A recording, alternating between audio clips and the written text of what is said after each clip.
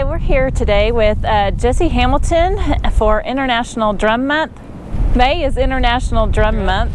Okay, how long have you been a drummer or a head singer? I started singing when I was a little kid with my grandfather in Wyoming. He sang quite a bit, both ceremonially and powwow, and he would take me with him everywhere. I grew up with them. As far as the head singer position, I would say just about the past 4 years. Do you enjoy it? Oh, I love it. I absolutely love it.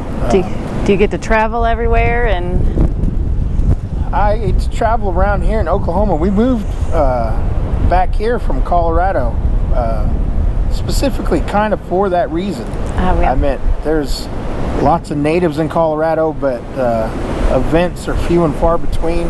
Right. And here in Oklahoma, we have a specific style of how our dances go. Right. This is the only place where there's head singer. Oh, okay.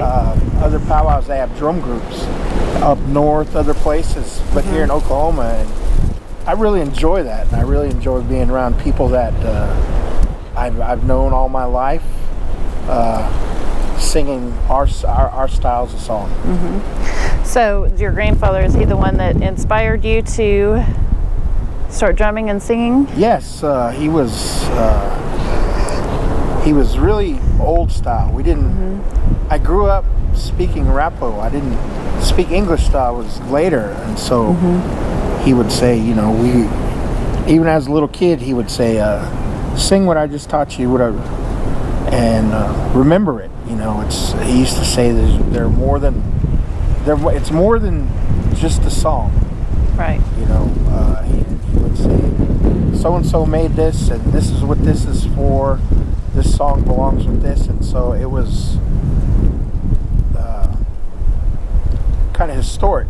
But before we move along, I'd like to say that he passed away. Both my grandparents passed away when I was 7, and so from that point until I came back from the Army, I didn't sing.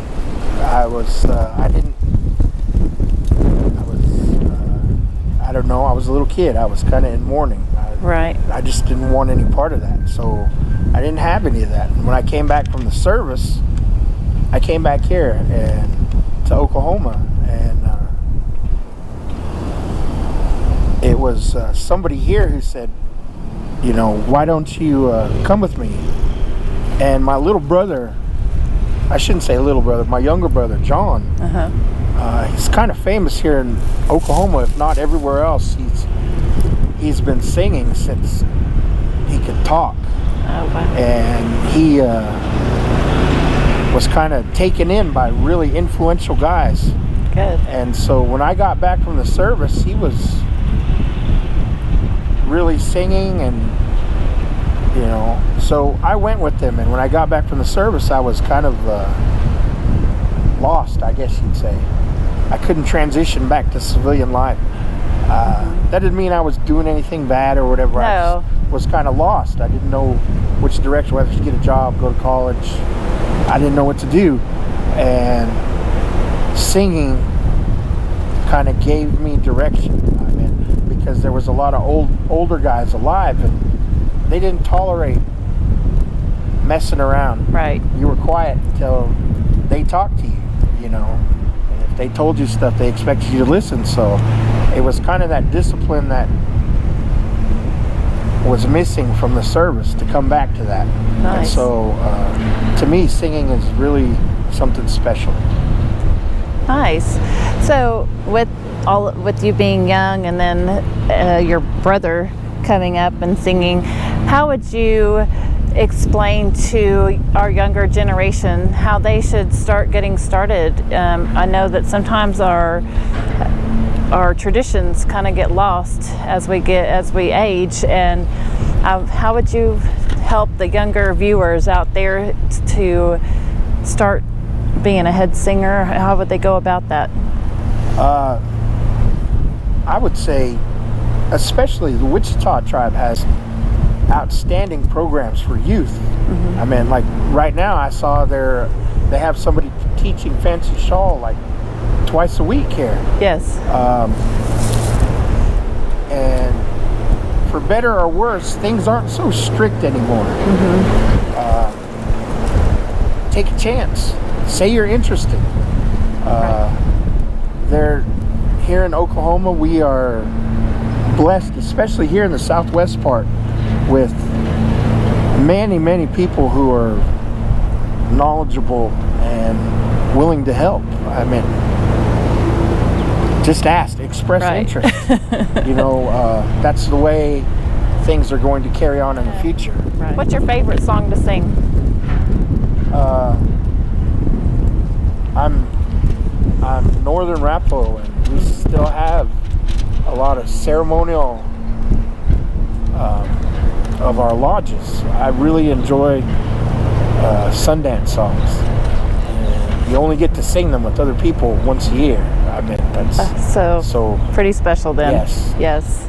How is the drum important to our Native American culture, and kind of can you explain how important it is to keep it going? I can't speak for the rest of the country, but especially here in western Oklahoma with our tribes, at a lot of our dances, this is when we name our children, when you have memorials for loved ones who have gone on, even political functions, maybe the inauguration of a president, or they'll have a drum there. It always accompanies important events, and it's also an opportunity to use your language in that song. Yes. For people to hear that language in their song. So that drum really and the men around it really kind of set the tone for a lot of things. A lot of our ceremonies that are left are centered around that drum and song, and need people with that knowledge of those songs, the order they go in, how the tempo of that song, how it sounds, whether it be, you know, older ceremonial Native American church, society songs like Kiowa Black Leggings, Omaha Lodge, Daipaga, you know, Wichita tribe. They have a visitation with the Pawnee tribe that's been going on for many years. You could probably say since the time that they split, which is, who knows, thousands of years, maybe hundreds of years. When they do that, that's in a very important ceremony event, and they sing songs that you might not hear any other time of the year, as they're giving away to each other, as they're honoring one another. Right. And that you only hear then. So it is the center of a lot of our tribes, I would say, lives. Whether you're a practicing ceremonial person, whether you're a powwow person, whether you're both, or whether you're not,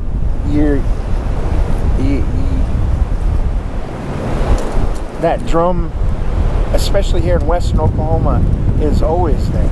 Right. Well, Jesse, thank you so much for coming out here and doing this interview for us, and we'll see you in August. Well, thank you very much. I'm excited to hear you play. I don't think I've heard you play before. Okay. So, well, thank you very much. Thank you.